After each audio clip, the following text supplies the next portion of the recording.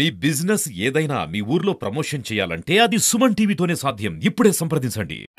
ఆధార నాగేశ్వర స్వామి దేవస్థానం తెలుగు ప్రకాశం జిల్లా ప్రసాద్ శ్రీ అష్టనాగేశ్వరాలయంలో ఆంధ్రప్రదేశ్లో వెలిసిన విశేషమైన శ్రీ పోతులూరు వేదకేంద్రంగా వచ్చే తరములచే అర్చింపబడిన విశేషమైన దేవాలయం ఆధార నాగేశ్వర స్వామి. 8 నాగేశ్వర స్వామి క్షేత్రాలు ఉన్నాయి.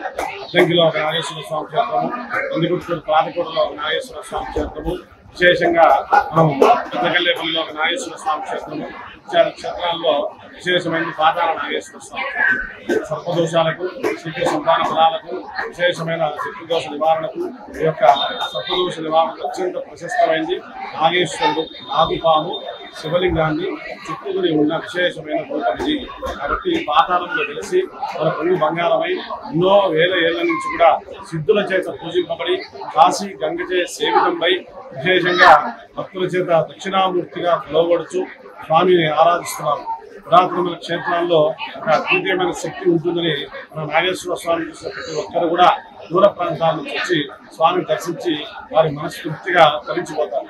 ఇంజ స్వామి అంటే పాతాళంలో ఉండడం కారణం కాదు, స్వామి సర్పదోష నివారకుడు. మనస్సుకు సంబంధించిన పీడలు తొలగించడంలో శివుని అభిషేకం చాలా ప్రశస్తి. నా రుద్రం చేయటంటారు. నేను రుద్రుని ఉండి నేను రుద్రుడిని అర్చిస్తాను అని భక్తులు అనుకోవాలి. అప్పుడే శివుని ఆజ్ఞతో ఆయన దగ్గరికి వెళ్ళి మన కలములచే ప్రత్యేకంగా అభిషేకించబడిన విశేషమైన మూర్తి. ఆ అభిషేకము మహాద్భుతంగా ఉంటుంది. రుద్రము నమ్మక చమకాలతో రుద్రాభిషేకాలు నిత్యం జరుగుతుంటాయి. ముఖ్యంగా ఈ దేవాలయంలో పురాతనంగా ఎంతో పడుబాటు కలిగింది. ఆ పడుబాటు అంతా పూర్తయిపోయి స్థలం యొక్క ప్రధానం వల్ల స్వామి విశేషంగా దేదీప్యమానంగా దినదినాభివృద్ధి రైతు క్షేత్రంగా మారిపోయింది. కారణం పరమేశ్వరుడు యొక్క అనుగ్రహం ఇదలూరు గ్రామం మీద ఉండే ఆయన నిలబడడం. ఆయన అనుగ్రహంతో ఇక్కడ దేదీప్యమానంగా 3 కాలాల పంటలు లేకపోయినా, పారే నది లేకపోయినా, పారిశ్రామికత లేకపోయినా, ఎలాంటి అభివృద్ధి లేకపోయినా ఇదలూరు గ్రామం నియోజకవర్గంగా మారి దినదినాభివృద్ధి మారింది. దానికి మూలంగాను ఈ యొక్క పరమేశ్వరుని కొలచడం అనాదిగా వస్తున్న ఆచారం. మహాశివరాత్రి శివునికి అత్యంత పరమ పవిత్రమైంది. అలాహరం రావడం, దేవదాన యుద్ధంలో అలాహరం ముందుగా రావడం చూసాం. ఆ అలాహము దేవతలందరూ త్వరగా పరమేశ్వరుడు స్వీకరించిన రోజు ఏది అంటే ఈ రోజునే భావిస్తారు. అలాంటి అలాహరం తీసుకున్న పరమేశ్వరుడు ఒక్కసారిగా శోషించి పడిపోయాడు. అలా పడిపోయినటువంటి బ్రహ్మ విష్ణువు ఇద్దరు వచ్చి ఆయన అడిగినారు, మహానుభావ ఇంతటి హరానాన్ని దాచుకున్నావు, మమ్మల్ని అనుగ్రహించడానికి నువ్వు ఇలా దాచుకున్నావు, నీలకంఠుడు ఎలావు, నీలకంఠుడిగా నిన్ను మేము కోరుతున్నాము అని నీలకంఠుడిగా సేవ తీర్చుకున్నారు. అలా నీలకంఠుడిని విశేషంగా ఆరాధిస్తూ స్వామి యొక్క దర్శనాన్ని బ్రహ్మదేవుడు తన యొక్క సృష్టి ధర్మంగా తల్లి గర్భంలోంచి వచ్చిన లింగ రూపంలో చూసినాడు. మనిషి జననాన్ని నేను నిన్ను జననాన్ని ఇలా ఉందిరా నీ జననాన్ని చెప్పడానికి ఆ భగవంతుడే విశేషంగా లింగ రూపంలో ఆరాధించాం. అప్పటి నుంచి శివుణ్ణి మనం లింగోద్భవ కాలం నుంచి కూడా శివలింగంగా మనం అర్చిస్తాము. ఎక్కడ చూసినా ద్రాక్షారామం అయితేనేమి, విశేషంగా కేదారనాథ్ పంచుకున్నలో కేదారనాథ్ అయితేనేమి, శివపిప్పల్లో సముద్రం దగ్గర ఉన్నటువంటి రామేశ్వరం ఇవన్నీ కూడా లింగ రూపంలోనే లింగమూర్తిగా ఆచరిస్తాం. ఈ రోజున రాత్రి 12 గంటలకు లింగోద్భవ కాలం.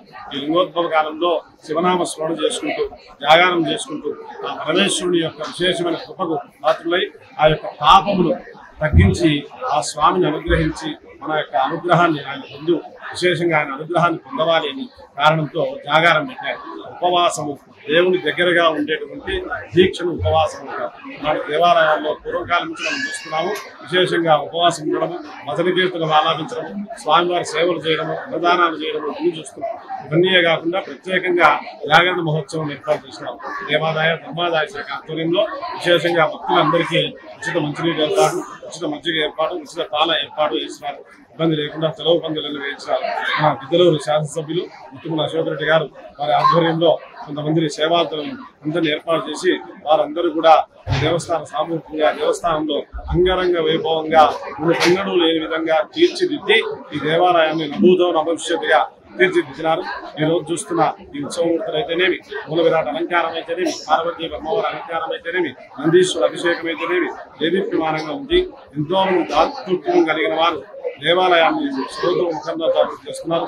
మహాశివరాత్రి నాడు అందరూ స్వామి దర్శించి స్వామివారి కృతప్రసాదం స్వీకరించి ఆ స్వామి కృపకు పాత్రలు కావాలని కోరుకుంటారు.